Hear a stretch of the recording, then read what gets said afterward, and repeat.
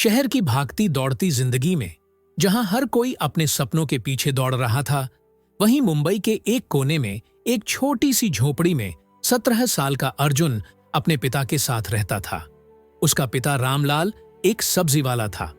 सुबह 4 बजे उठकर मंडी जाना, ठेले पर सब्जियां सजाना और दिन भर की कड़ी मेहनत से घर चलाना, यही उसकी दिनचर्या थी।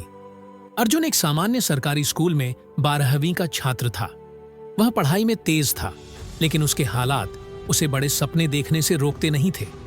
वह एक आईएएस अफसर बनना चाहता था, ताकि वह न केवल अपनी जिंदगी बदल सके, बल्कि अपने पिता की मेहनत का सच्चा सम्मान कर सके। एक दिन स्कूल में एक सेमिनार हुआ, जहां एक पूर्व आईएएस अधिकारी आए। उन्होंने बताया कि कैसे गरीबी, संघर्ष और सीमित संसाधनों के बावजूद उन्होंने अपने लक्ष्य को हासिल किया। अर्जुन की आंखों में चमक आ गई। उस दिन उसने ठान लिया, अब चाहे जो भी हो, मैं अपने पिता का सपना पूरा करूंगा। मैं कभी हार नहीं मानूंगा।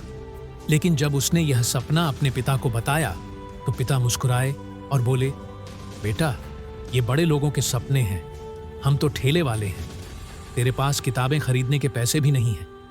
ये सब सपना देखकर अपना दिल मत दुखा। अर्जुन का दिल टूट गया। उसे लगा शायद उसके हालात उसके सपनों से बड़े हैं।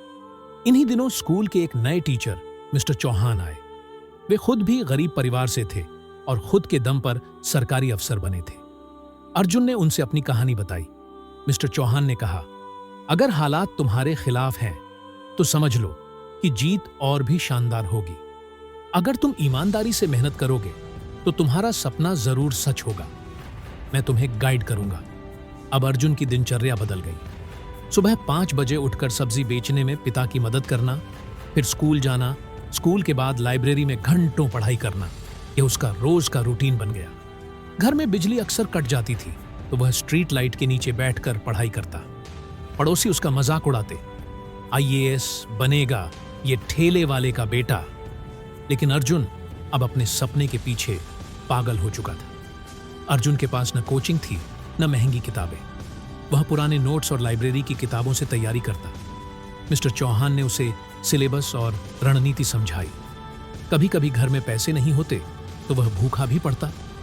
कई बार उसके मन में आया कि वह सब छोड़ दे, लेकिन हर बार अपने पसीने से भीगे पिता का चेहरा याद आता, जो बिना एक दिन की छुट्टी के ठेला खींचते थे।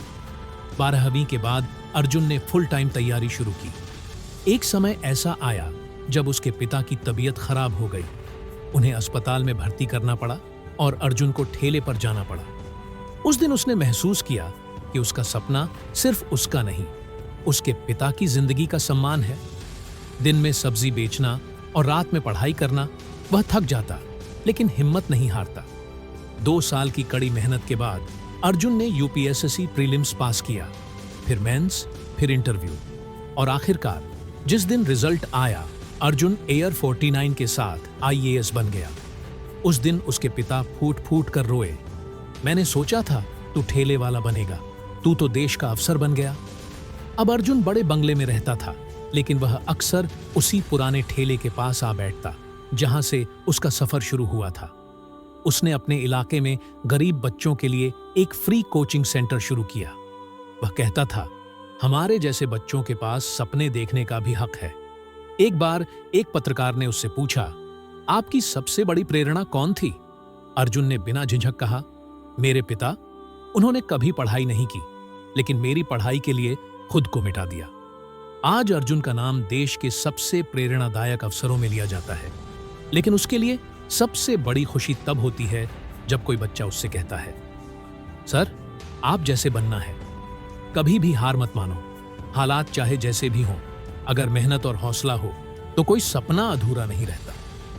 पिता की मेहनत और बेटे का सपना मिल जाए तो चमत्कार हो जाते हैं।